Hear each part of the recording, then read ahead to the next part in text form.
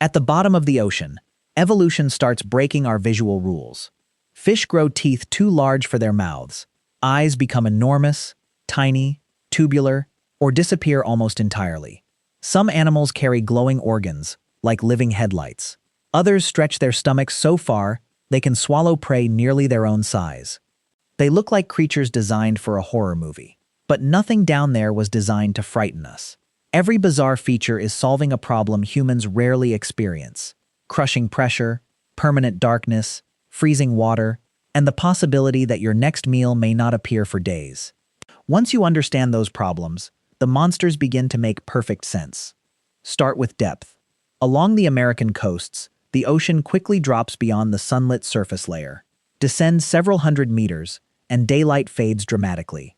Go deeper, and sunlight disappears altogether. This changes almost everything. On land, vision is cheap because light is everywhere. In the deep sea, light is valuable because almost none arrives naturally. So animals face two opposite strategies. Some build enormous eyes. Certain deep-sea fish have large, highly sensitive eyes that collect tiny amounts of light. Even a faint flash from another animal may reveal food, danger, or a potential mate. Other species take the opposite route.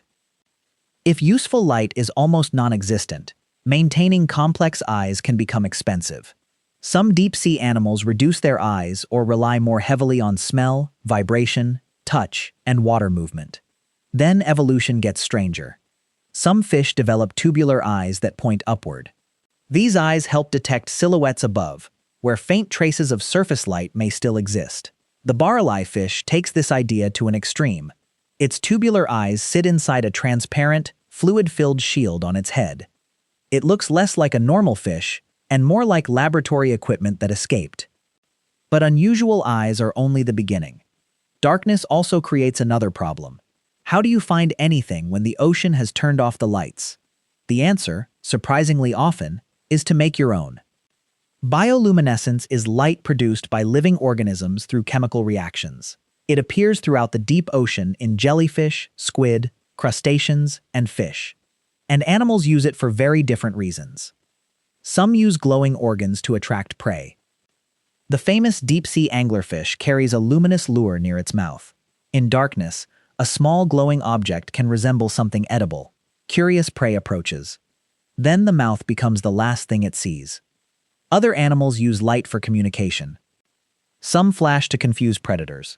Others may use patterns that help members of the same species recognize one another.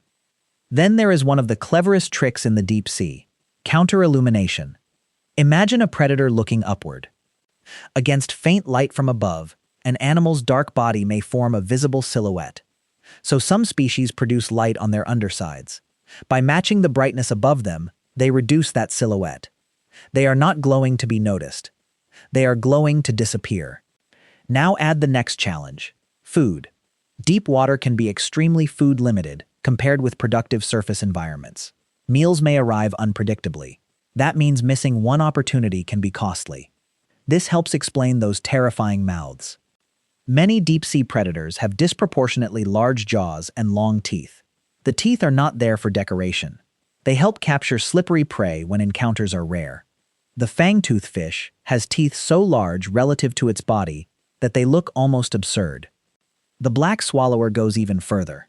Its jaws and expandable stomach allow it to consume surprisingly large prey.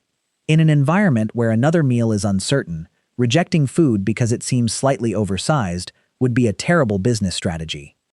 Deep-sea economics is brutal. When dinner arrives, you do not ask for a smaller portion. Body shape changes too. Some deep-sea animals have soft, lightly built bodies rather than massive muscles and heavy skeletons. Moving through cold, food-poor water costs energy. If food is scarce, every calorie matters. Slow metabolism can become an advantage. But one deep-sea force is especially misunderstood: pressure. Water pressure increases rapidly with depth. At thousands of meters below the surface, pressure becomes hundreds of times greater than atmospheric pressure at sea level. That sounds as if animals should simply be crushed. Yet deep-sea organisms are not hollow submarines. Their bodies are mostly water, and many lack large gas-filled spaces that would collapse easily. Their cells and proteins also contain biochemical adaptations that help them function under extreme pressure. Pressure still matters enormously. It can affect protein stability, membranes, metabolism, and where particular species can survive. But the image of every deep-sea fish constantly resisting pressure like a soda can under a hydraulic press is misleading. The environment shapes chemistry as much as anatomy. Cold adds another restriction. Much of the deep ocean stays only a few degrees above freezing. Chemical reactions slow. Growth can be slow.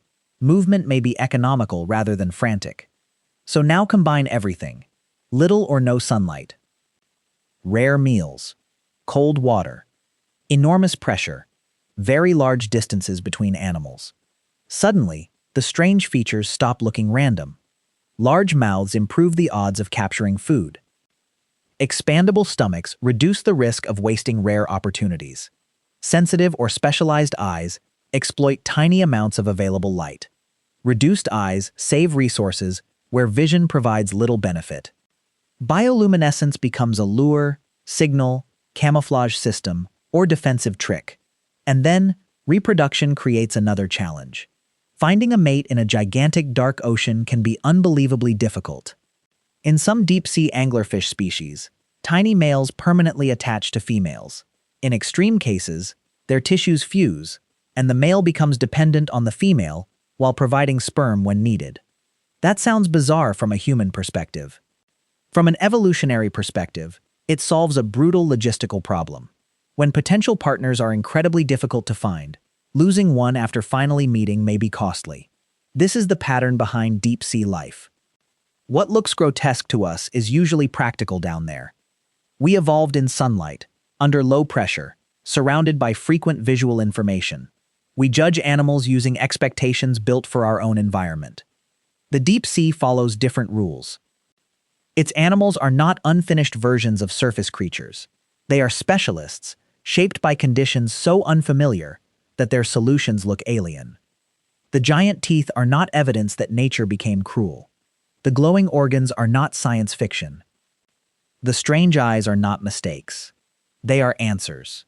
And perhaps that is the most unsettling part. The deeper we go, the less the ocean looks like our world.